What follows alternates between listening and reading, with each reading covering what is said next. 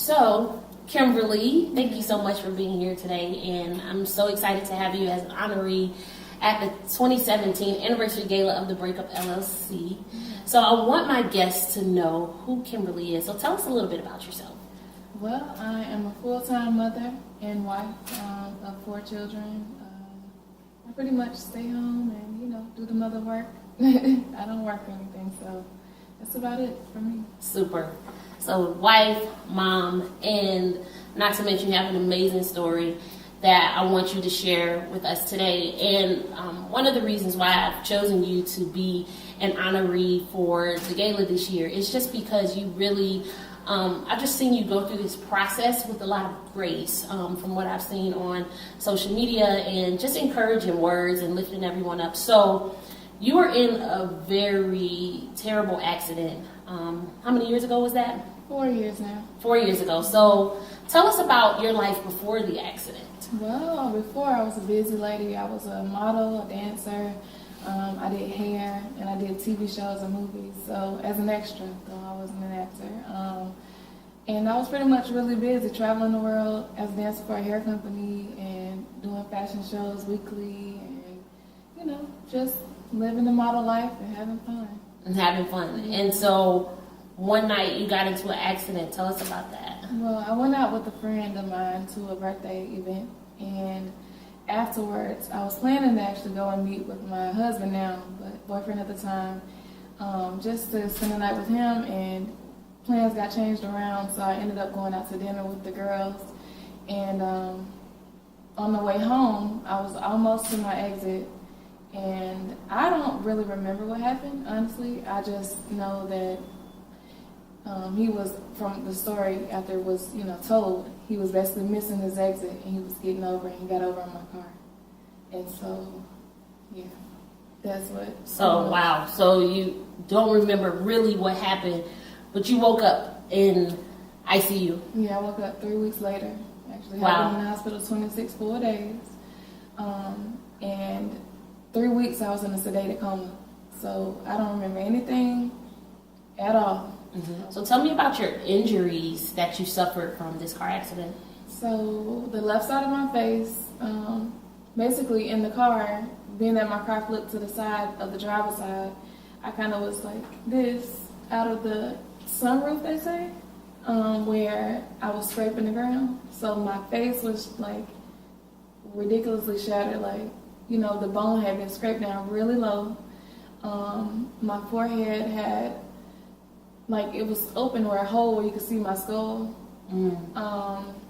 My arm was really, like, shaved down really low, the bone in my elbow, so now I can't really straighten out my arm anymore because they had this fixator on it where it was holding my arm together for the most part. But I've had a lot of surgeries where I can now move my fingers and everything, but before, I had to go through a lot to kind of function again. Absolutely. Yeah. So mainly my trauma was my left side of my face and my arm. And your arm. So how did you take to the news? Like once you, maybe when was the first time that you looked at yourself? I looked at myself 2 months later. I went through a lot of face wrappings, like daily. My face had to be wrapped, and they had to like snatch the telfa is what it's called, to snatch it off daily to kind of take off the dead skin and have some to let my new skin breathe. And then it was like covered daily. Every time they took it off, I was thinking, okay, I think I'm ready to see it. I want to see it. Then I'm like, nah. They would do it with my face away from the mirror in my room, like in a closed area. Like I don't want to see. But when I finally did get to see, I cried so hard because my face was just pink, and to come from a person that took pictures for a living, and was the person that you wanted to see on the runway for a living, it was just crazy to see that I didn't have skin on my face. Mm-hmm. It was just pink. So, yeah. So what was that process like? Not just healing physically, but the emotional healing. What type of emotional toll did it take on you first? Oh, it took a heavy toll on me because I'm a strong person, but to see that happen to me, I felt like I was watching someone else. It was like, why did that happen to her? Why? it was so emotional. I just was hurt just to know that it happened to me that way. But for the most part, I was strong. I kept my faith in God because I only believe that I'm going to be better. I just had to be strong about it because every day the most important part was that I woke up.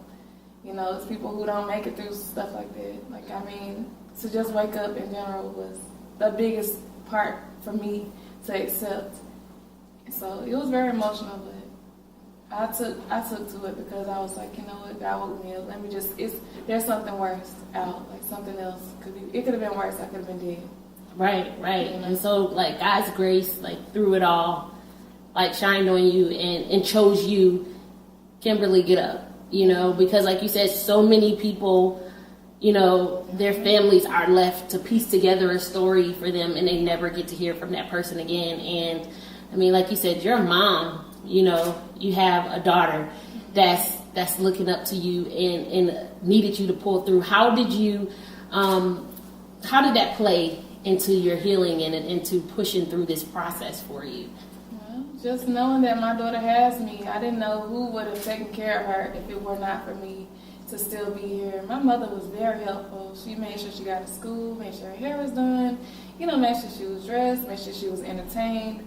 And so that was very helpful for me. But for the most part, I am so glad that God kept me for her because I don't know where she would be. You recently got married. Yeah, April 7th. That's awesome. So now I'm Kimberly Mosley. Kimberly Mosley, right? So you got married, so he stuck by your side through the whole thing. Yes, he did. He was very strong. It had been, when my accident happened, it had been 2 years that we've been together. So he stayed strong through it all. Stayed at the hospital every day. You know, his children, they had never really seen a movie of me in it. And they learned who I was once. Like, once that happened, he was making sure they were, you know, knowing about me and knowing, you know, that this lady is going to be in your life, like, forever. Mm-hmm. He made that decision a long time ago, but he kind of told me the secret that he fell in love. Like, he was like, you know what, I knew that when this happened to you, that I was for sure in love with you, because he could have been gone like anybody else, you know.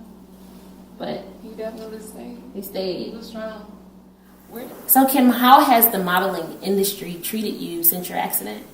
Well, they've been pretty consistent. I just get a lot of people saying when they see a photo, you know, that I should get back into modeling, I should do the fashion show, I should do this hair show. But for the most part, any picture can look however you want it to look. You know, it can look good, it can look bad, but you're going to post what is the best. And I feel like they don't see that I have scars on my skin. They don't see that my arm isn't straight anymore. They don't see that I can't smile on the left side anymore, you know, because the muscles have been, like, dramatically changed. So for the most part, they treated me well, but I can't model anymore. That's not my thing, you know. I mean, I stay in shape by exercising, and my body is going to look amazing because that's what I work out for. Trying to get ready for this honeymoon, of course. And for the most part, I can cover up. I can wear long sleeves and wear long dresses or jeans and look fine without taking my clothes off and modeling again. So, yeah, I don't want to do that anymore. Do you miss modeling? I do. It's in my heart still, but I don't want to do it anymore though. Because I did think about starting a modeling company where I train models, but again, with my trauma, I can't really teach how I want to teach. So, yeah, I miss it, but I don't want to go back. So, what have you learned the most from this process? Like, what lessons, if it's more than one, or that you've learned from going through this experience? Just to believe in God and just stay strong and always have faith in Him because He will bring you through. You know, people tell you that all the time, but it's so true. God really helped me through all of it. I went through 2 years of being in the house by myself every day. Well, my man was there too, but, you know, I had to, like, heal and had to, like, you know, just be strong mentally and pray and just read the Bible and, you know, all of that. So for me, I learned how to just, you know, stay close with my relationship with God and just be strong, you know, because God gave me the strength. So, you know. If you had to help a person who was in a very difficult situation and it was dark for them, what would you say? What would you say to them? I would just say stay strong and keep your relationship with God because that is your best friend, that is your father. You know, that's your mother if you don't have one. You know, He is everything. And He will bring you through as long as you stay strong and keep your faith in Him. And just talk to God if you don't talk to nobody else. You know, it definitely takes you a long way. So just be strong and keep your faith in God. That's the most important part of it all, because if you made it through, He brought you through.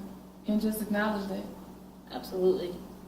Well, Kim, we are extremely thankful for you to share your strength, giving us nuggets to make it along the way, because we all need it. We all endure some type of adversity, and we want to get through it. And I just want to shed light on your story, because I am a believer that there is nothing that you go through that is just for you. Mm-hmm. You go through whatever you go through for other people as well. And God thought so much of you to say, I'm not going to only allow you to go through it, but I'm going to allow you to survive it. Yes.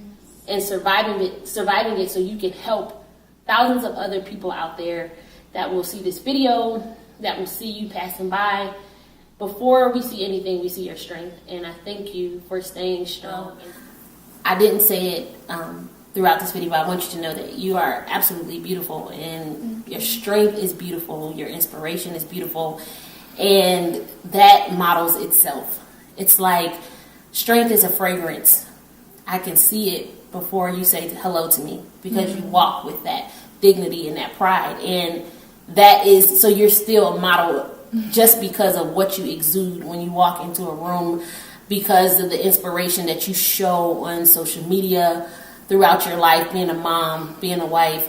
That is strength. And so if you decide never to hit the runway again, do not ever stop modeling the strength that God has given you to continue living this life.